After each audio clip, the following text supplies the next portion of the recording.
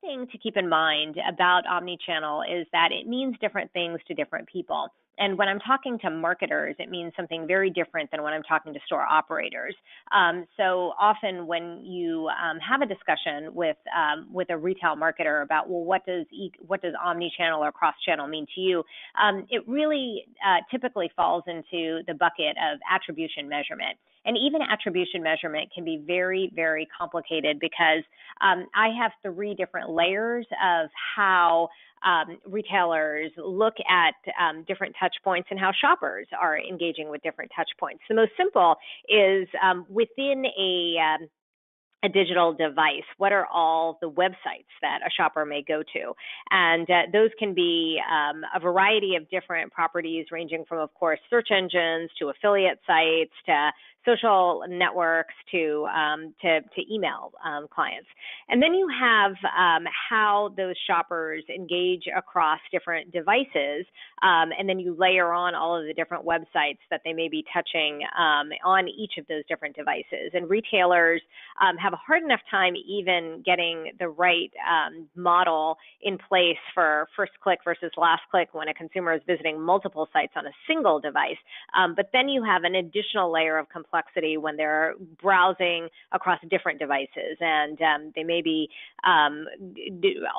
ultimately alternating how they're researching their different purchases. And then the most complex of all for many retailers is the touch points across different channels. So when consumers do ultimately research online and purchase offline, the way that we calculate our statistics is essentially we do surveys of consumers asking them what were all of the digital touch points that they touched and did it in fact influence a particular transaction in a particular category.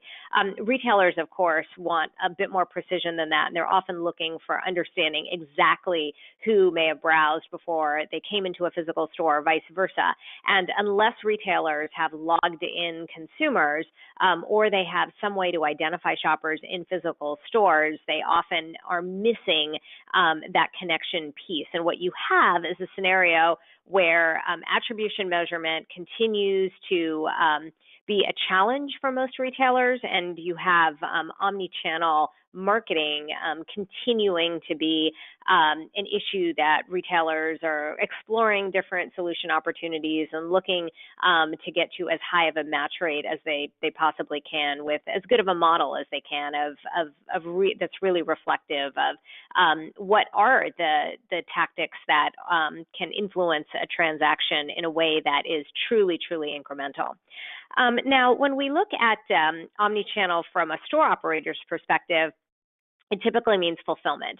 And that is essentially all of the different tactics that you're seeing here on this page. And when I look at this slide, what jumps out to me is that omnichannel is not yet an industry standard. It's still very much a work in progress because what you have here are a number of different fulfillment approaches and tactics, and none of them are penetrated at 100%. You have even things that we've been talking about for the last decade, like buy online, pick up in store, which is the BOPIS acronym in the middle of the slide here, or endless aisle. These are things that a minority of retailers have even put into place, and it's still very much a work in progress now. It's a big initiative, and it's an initiative that more retailers are engaging in than they have in the past. But the challenge is that it is still not at 100% penetration. And then even if it is implemented, you still have challenges with execution. I was at a store recently, and even just looking at something like online visibility of in-store inventory, there are retailers, especially some of the mass merchants and drugstores, that purport to have some visibility into what's in physical stores, but then when you actually go to those physical stores, items may not be in the aisles that they are supposed to be in, or they're out of stock entirely. And the store systems haven't necessarily been updated to reflect that information. So until those issues are resolved and retailers have a better way of getting a handle on what inventory is where, and understanding that information with accuracy, we will continue to find ourselves in a situation where omnichannel continues to be a work in progress.